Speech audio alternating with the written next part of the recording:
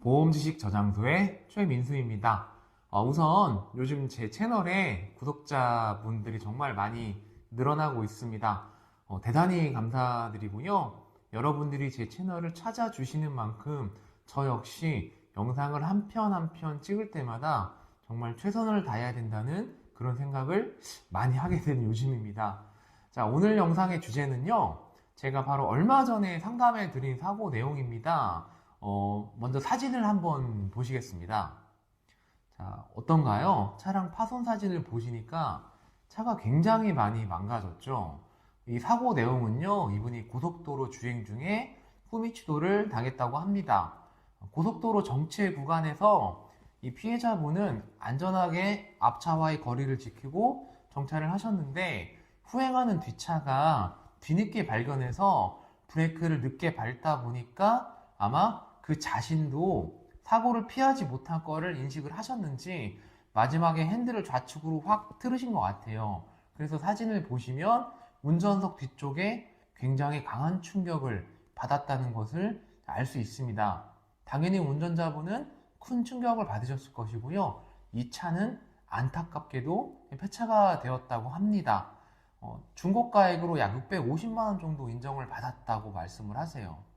자, 일단 여기서 조금 다른 얘기를 드리자면 저도 솔직히 자동차 대물 지급 기준에 차가 폐차가 되면 중고가액을 보상해주고 뭐 차량의 취등록세를 지원을 해주잖아요.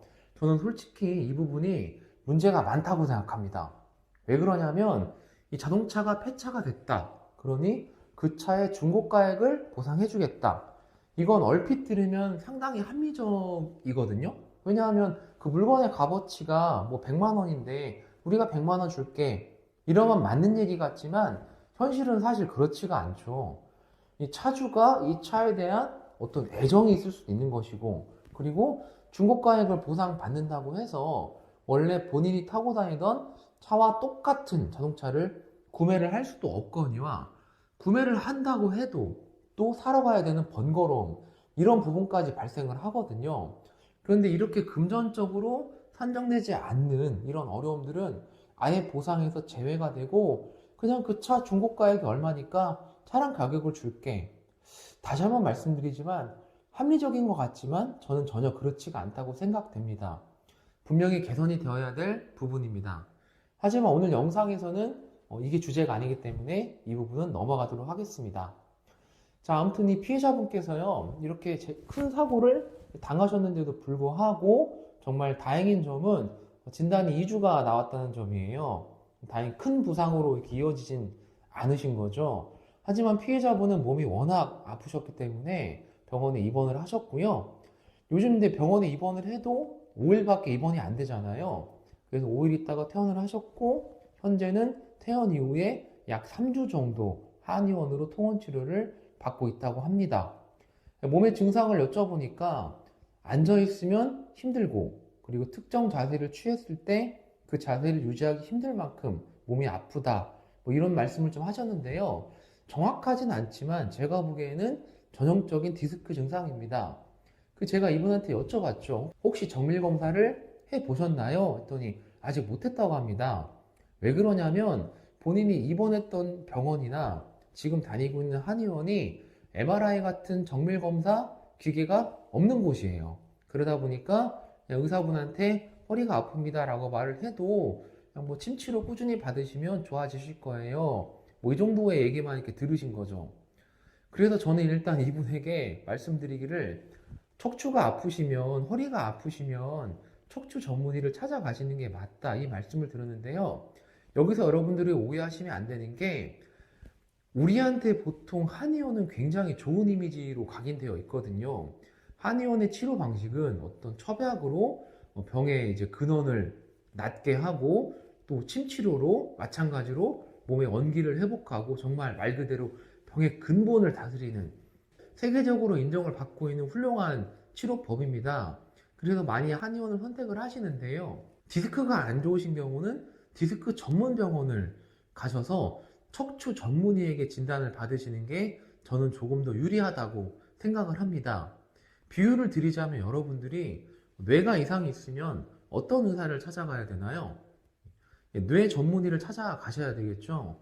여러분들이 뇌에 이상이 있는데 심장 전문의를 찾아가서 진찰해 주세요. 뭐 이러지는 않잖아요. 그렇기 때문에 뭐 한의원이 됐든 양방병원이 됐든 어느 병원이 됐든 여러분들이 디스크가 안 좋다고 느끼시면 척추 전문의를 찾아가서 진료를 받아보시는 거를 저는 권고를 드리고 싶습니다. 자, 아무튼 이분께서는 저한테 상담을 이어가시면서 제가 굉장히 화가 났던 포인트가 있는데, 제가 피해자에게 화가 난 게 아니라 대인 담당자가 합의를 제안을 했다고 해요. 근데 그 금액이 150만 원이랍니다. 저는 그 얘기를 듣고 솔직히 화가 많이 났어요. 저는 대인 보상 담당 출신인데도 그게 이해가 안 됐어요.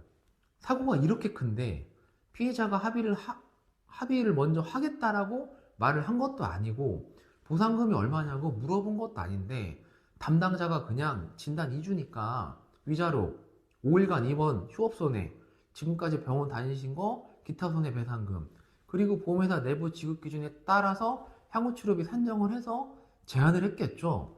그러니까 이 담당자는 자기 회사 규정은 잘 지킨 거예요. 그런데 이렇게 사고가 크게 나서 차가 폐차가 됐는데 아무리 보상 직원이 합의 보는 게 일이라고 해도 사람이 인간미가 있어야 되잖아요. 저는 보상 담당 시절에 이 정도 규모가 있는 피해자분이 저한테 합의금 얼마냐고 물어보면 저는 그렇게 얘기를 했었어요. 아이고 선생님, 이거 사고 이렇게 크게 나셨는데 이거 한 달도 안 됐는데 합의하셔도 괜찮으시겠어요? 오히려 조금 더 치료를 받으시는 게 어떠시겠어요? 지금 합의를 하셔도 저희 회사 내부 지급 기준에 따라서 금액이 그렇게 높지 않습니다. 왜냐하면 치료 일수가 어느 정도 누적이 되셔야 저희가 그만큼 더 합의금도 드릴 수가 있는데 지금은 많이 안 나가니까 치료를 좀 더 받으세요. 저는 이렇게 말씀을 드렸어요. 제가 보상 담당이었지만 저야 미결 하나 줄어들면 너무 좋지만 이 정도 사고가 난 사람에게 회사 규정에 맞춰서 합의금을 제한을 한다. 저는 일적으로 실수한 게 없을지 몰라도 인간적으로 큰 실수를 하는 거라고 생각을 했어요, 솔직히. 자, 여러분, 제 영상을 열심히 보신 분들께서는 아실 거예요. 저는 그 어떤 영상에서도 이렇게 하면 합의금 많이 받으니까 이렇게 하세요 라고 말씀드리진 않습니다. 다만 담당자와의 어떤 심리전, 보험회사의 구조적 조직, 그리고 합의금을 많이 줄 수밖에 없었던 그런 사례들은 말씀을 드리고 있지만 이렇게 하면 많이 받습니다, 그런 말씀을 드린 적은 없어요. 그런데 이 영상에서는 말씀을 좀 드려야 되겠습니다. 이렇게 사고가 크게 나셨다면 여러분 반드시 정밀검사를 해보시고 그 정밀검사 결과에 아무런 이상이 없다, 다행히도 그렇다면 건강하게 사고 이전으로 일상생활로 복귀할 수 있다 라는 확신이 들었을 때 그때 합의를 하세요. 그때 합의를 하실 때는 사실 150을 받든 250을 받든 350을 받든 물론 정당하게 권리를 보장받으셔야 되겠지만 1, 200 차이 때문에 여러분의 인생이 달라지는 건 아닙니다. 내 몸이 확실하게 건강하다, 문제가 없다 라고 판단이 섰을 때 합의를 하시면 되는 거예요. 부디 번거롭더라도 우리 집 근처에 MRI 장비 같은 그런 병원이 없다 하더라도 조금 큰 병원에 가셔서 진료를 적극적으로 받아보시길 저는 그렇게 권장을 드립니다. 이런 사고는 합의금을 많이 받을 자격이 있습니다. 2주 진단이니까 대충 합의 보고 넘어가자 그렇게 생각하시면 안 됩니다. 꼭 저한테 사고를 의뢰해달라는 그런 말씀이 아닙니다. 잘 찾아보시면 여러분들 주변에도 전문가분들이 많습니다. 그분들을 찾아가서 상담을 하셔서 꼭 좋은 방향으로 사고를 진행을 해 나가시길 바라겠습니다. 다시 한번 말씀드리지만 이렇게 큰 사고는 그런 자격이 있다고 생각합니다. 자, 오늘 영상은 여기서 마치겠고요. 다음번에는 조금 더 유익하고 좋은 영상으로 여러분을 찾아뵙도록 하겠습니다. 시청해 주셔서 대단히 감사합니다.